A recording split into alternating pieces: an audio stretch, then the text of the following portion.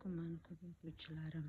Mana hozir shu paytda nevaram bilan rasmlarni chizib o'tiribmiz. Mana bu 4ta fasl rasmini chizganman. Birinchi sinfga bitta nevaram borardi. Shunga rasmlarni chizib berganlarim. Mana bu yerda fil rasmi chizganman. Bu yerda bo'lsa mana quyon chizganman. Mana bu yerda bahor kelganda suyrin gullarning ochilishini, ham bo'lsa albatta kraskada chizilgan. Bo'lmasa mana shotkani, rasm shotkasini sachratib qushib hosil qilganmiz. Bu yerda bo'lsa bahor kelganda kapalaklarning uyg'onib uchishini chizganmiz katta qilib. Bu yerda bo'lsa pufli degan gul bor-u, nima deyishardi uni, qaymoqmi, ana o'sha gulni urug'lagani payti rasmi. Bu yerda bo'lsa ertaklar olamga yertaklar haqida chizib kelinglar degan ekan. O'tirib mana chizib berdim nabiramga shuni. Yana bo'lsa xullas chizadigan narsalarimiz ko'p. Bundan oldin qancha narsalarni chizib berganman. Misol uchun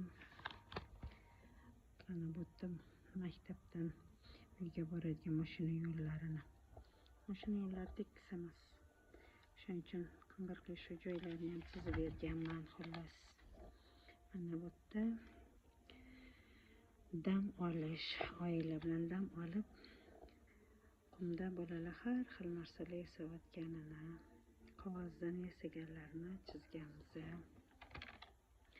Mana bu yerda bahor keldi, qum ko'tarib chizganmiz. Bu yerda bo'lsa bolalar hammasi mazza qilib do'stlari bilan dam olishga ketayotganini chizganmiz. Bu yerda o'zini qo'lini o'zi chizgan nabiram. Mana bu yerda olim bo'lsang, olim seniki. Kitob o'qiyotganini chizganmiz xullas. Shunaqa bu yerda mana rasklika qilib uni qilgan, bo'yab yopishtirgan. Mana bu yerda bo'yaganlari nabiramni. Mana bu yerda mehnatsevar o'quvchilarni chizganmiz. Nabiramdan o'qishdan albatta bu uni o'zi chizgan nabiram. Mana bu yerda bo'lsa mening oilam. O'zida rasm chizib kelinglar degan ekan, mana shuni chizib berganman. Mana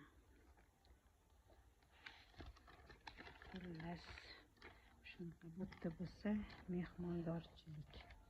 Mana mehmondorchilikda oilalar hammasi mana buvisini ko'rgani kelgan. Mana mehmondorchilikka borishganligi.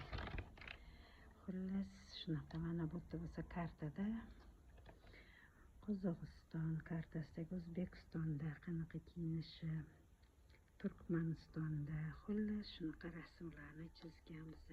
Sizlar ham chizib berasizlarmi ukanglarga yoki nabiranglarga buvi bo'lsanglar?